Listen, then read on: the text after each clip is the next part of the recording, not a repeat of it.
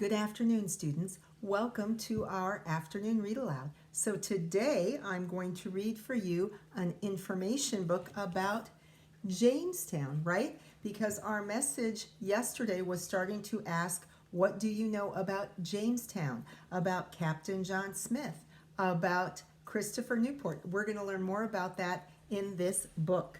So let me scoot this around a little bit. The book is called Jamestown, the Beginning of America. And I think we got to stop right there and think about that for a minute. Because was Jamestown really the beginning of America? No, right? The Virginia Indians were already here, right? It's true, they didn't call this land America, but it was their land. So Jamestown was the beginning of something. It was the beginning of English settlement in Virginia. It was the first permanent, that means lasting settlement here, but it was certainly not the beginning of America. Anyway, there are the three ships. Ooh, they had three ships too. We'll learn about that, just like Columbus had three ships. And there are some soldiers. Jamestown, the Beginning of America, not quite, by Valerie Everhart. Oh, table of contents. A new land, Captain Newport, Jamestown, brave men, new friends, a growing colony, making the rules, changing times, the colony survives, glossary, index, and teacher notes. Here we go. Oh, I see a heading, I see a picture, and I see a caption, right? A caption, little words explaining the picture. Here we go. A new land. King James I of England wanted a group of people to sail across the ocean and search for a place to build a town. I think he also wanted something valuable. Remember the sparkles, spices, and silks? He wanted something valuable, right? Christopher Newport was a famous sea captain. He was in charge of three ships that set out to the New World. King James I lived between 1566 and 1625. He was King of England from 1603 to 1625. So King James, right? That's why they ended up calling it Jamestown. Captain Newport. Captain Newport and his three ships, Discovery, Godspeed, and Susan Constant, left England in 1606. Captain Newport made 5 more trips between England and the New World to bring more people and supplies. And there is a modern model of one of those ships. And the caption says, there is a copy of Captain Newport's ship, the Susan Constant, in the harbor of Jamestown. And you can go visit it and go walk on it, right? I've been there a few times. Jamestown. Oh, heading, pictures, captions, right? The small writing explaining the picture. In 1607, the three ships reached new land. All you could see was forest and water. There were no roads, no houses, and no stores. There were people living there. They were the Powhatan Indians. The settlers named the new place Jamestown in honor of King James. Jamestown was the first permanent English settlement in the New World. Brave men. The first people who came to the New World were all men. There were no women and children. Many of the men were builders. Some worked with metal. There were a few soldiers, a doctor, and a minister. They had to build a fort, houses, and a church. So a minister is the leader of a church. And when it says New World, it's because this land was new to the English, right? To the explorers, it was new. So they called it the New World because it was new compared to Europe, where they were from. But of course, it wasn't new to everyone. These settlers are builders. They are making bricks for building.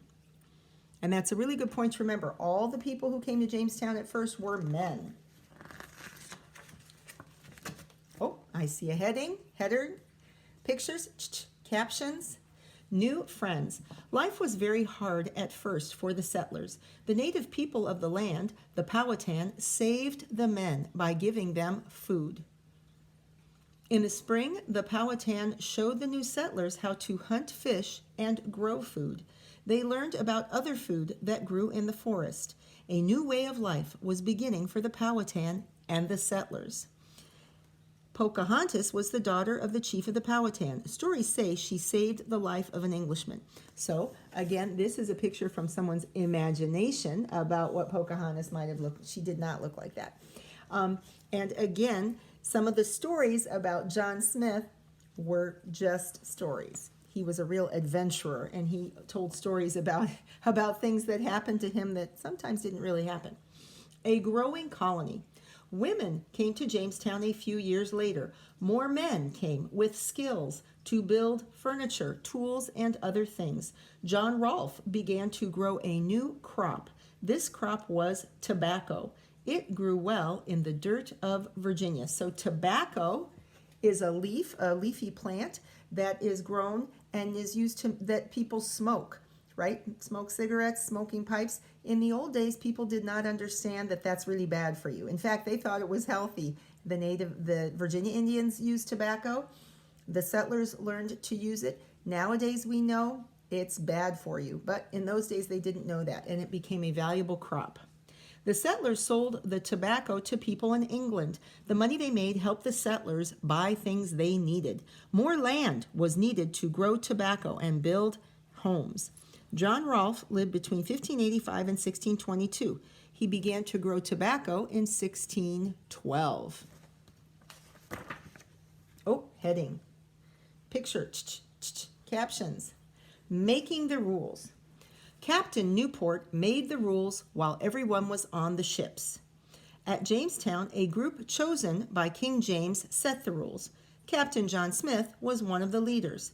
Later, other people in England chose the men to be on the council. The council stayed in place until 1619. Then a new way of making rules and laws began. John Smith was a prisoner of the Powhatan in 1607. Changing times. When Pocahontas and John Rolfe were married in 1616, it started a time of peace. Peace did not last long. The colony needed more land to grow food and tobacco. The Powhatan were being pushed on to new land. In 1620, the first Africans and more women came to the new land. It was a time of many changes and growing pains for both the Powhatan and the Jamestown colony.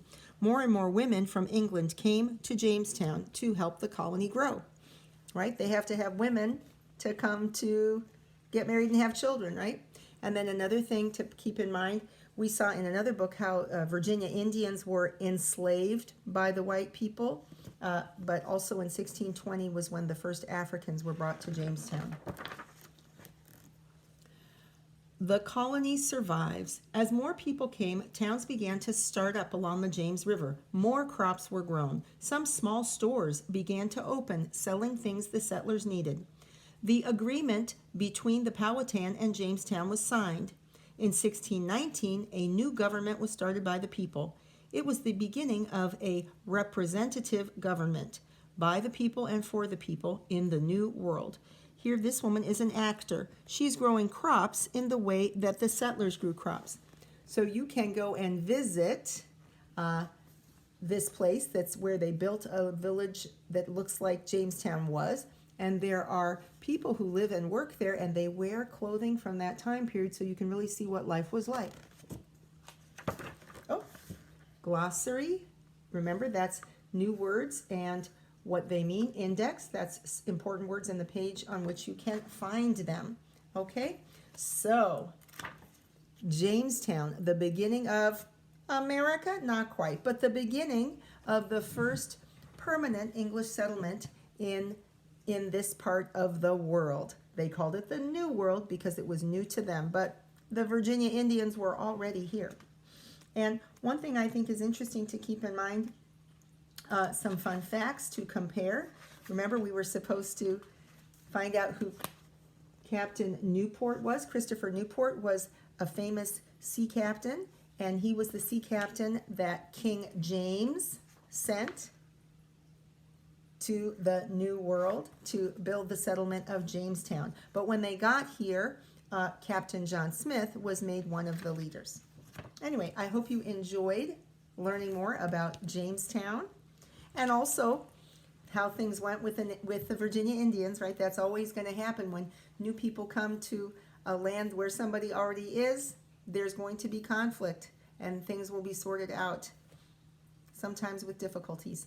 Anyway, that's it for this afternoon.